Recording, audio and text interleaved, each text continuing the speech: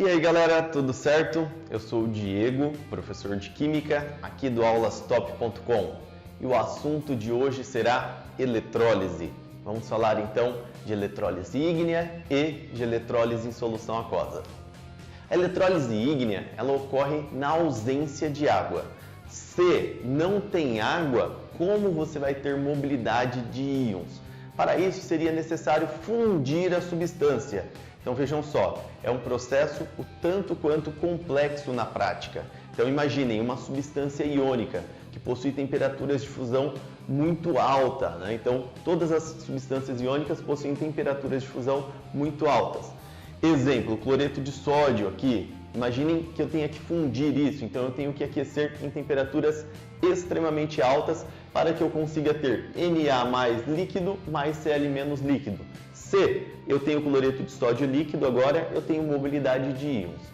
Muito bem, uma diferença da eletrólise quando nós comparamos com pilhas é que na eletrólise nós temos reações não espontâneas de oxirredução. Então você precisa de algo que forneça a corrente elétrica para o sistema, um gerador, uma bateria, uma pilha, enfim, você precisa de alguma coisa que forneça corrente elétrica para esse seu sistema.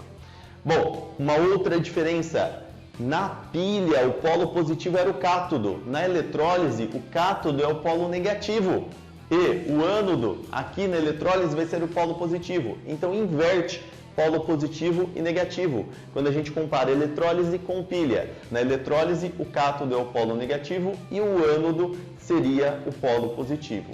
Tá? Então essa seria uma diferença. Mantém-se a regrinha do Kral, cátodo reduz, ânodo oxida. Bom, então vejam só, o Na+, ele vai se mover em direção ao cátodo, que seria o polo negativo. Na+ tem carga positiva, move-se em direção ao polo negativo. Ganha elétrons, né? Quem sofre redução ganha elétrons. Então eu indico os elétrons antes da seta. E Na+ é reduzido a Na0. Íon sódio é reduzido a sódio metálico, tá ok? Ganhou elétron. No cátodo sempre ocorre redução. Quem viria em direção ao polo positivo? Quem tem carga negativa. Nesse caso, o Cl-. Cl- se move em direção ao polo positivo, que seria o ânodo, e sofre oxidação. Cl- vira Cl2. Percebam que o NOx do cloro aqui era -1 e passou a ser 0. De -1 para 0, aumentou o NOx, sofreu oxidação.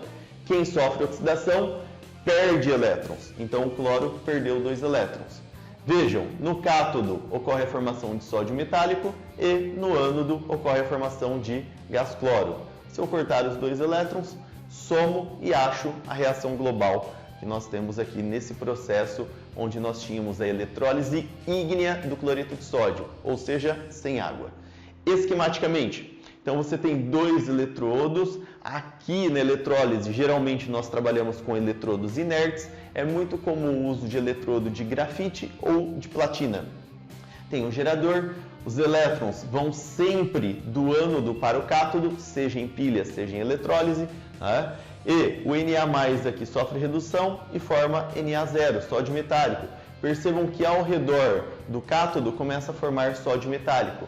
O sódio metálico ele é menos denso que o cloreto de sódio fundido líquido e ele tende a se acumular mais em cima ao redor do eletrodo.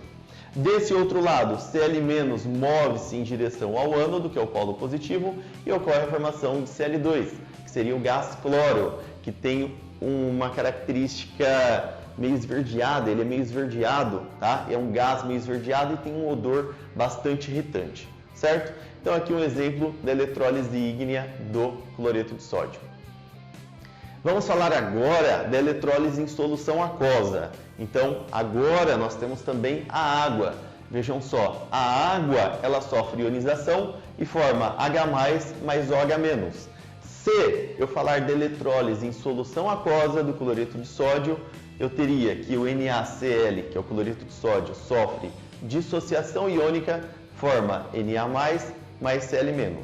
Percebam que agora eu tenho 2 cátions e eu tenho 2 ânions. Nessa situação, o que vai acontecer? Nós temos que analisar quem tem prioridade em sofrer redução e quem tem prioridade em sofrer oxidação. Lembram?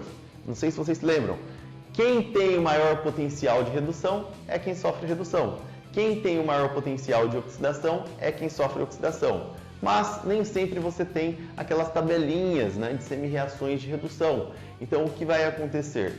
Tem esse esqueminha aqui que ajuda bastante vocês. Vejam só, o H+, ele tem prioridade em sofrer redução quando comparado a elementos da família 1A, 2A e ao alumínio, a esses cátions da família 1A, 2A ou ao alumínio. O H+, então, tem prioridade de descarga, tá? Cátions de outros metais teriam prioridade em relação ao H+. Com relação a ânions, né, quem teria prioridade em sofrer oxidação? O OH- tem prioridade em sofrer oxidação que fluoreto e ânions oxigenados. Já Cl-, Br- e menos teriam prioridade em sofrer oxidação em relação ao OH-, tá ok? Então a prioridade aumenta para a direita. Muito bem, pessoal, vamos ver aqui. Quem tem prioridade então em relação, quando você compara Na+, e H+, quem teria prioridade de descarga? Vejam só, o Na, o sódio, ele é da família 1A. Então o H+ é quem tem prioridade. Eu destaquei o H+ aqui para vocês. Em relação aos ânions, quem tem prioridade? Cl- ou OH-? O Cl- tem prioridade em relação ao OH-. Destaquei Cl-. Então vejam só, quando eu realizo eletrólise em solução aquosa do cloreto de sódio, quem viria para o cátodo, que é o polo negativo? O H+. O H+ sofre redução e forma H2. Então eu tenho a formação do gás hidrogênio.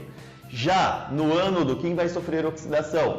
Cl- vem para cá. Cl- ele é oxidado a Cl2, perde elétrons.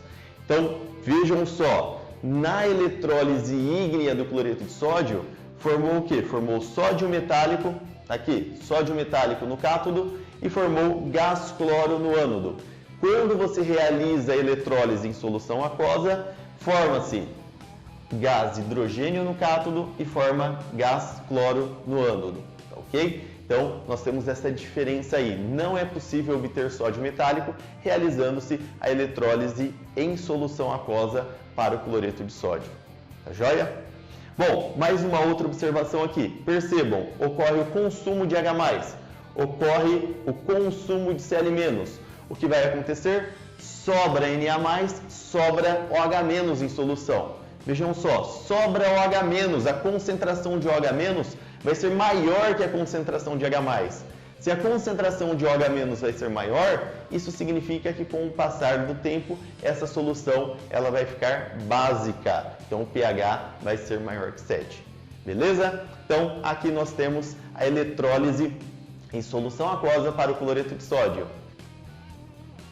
Então, pessoal, aqui nós vamos representar a eletrólise em solução aquosa do nitrato de prata. O que vai acontecer? Nitrato de prata sofre dissociação iônica, forma Ag+, mais NO3-. E nós temos a água também, que sofre ionização, formando H+, mais OH-. Muito bem, quem tem prioridade de descarga entre os cátions, entre Ag+, e H+? Vejam só, H+, né? A prata não é da família 1A e também não é da família 2A. Então é a prata quem tem prioridade de descarga. Então a prata vem em direção ao cátodo, vejam só, a prata vem em direção ao cátodo, sofre redução e forma prata metálica. Ag+ passa de 1 para 0, né? Reduz, ganha elétrons, tá ok?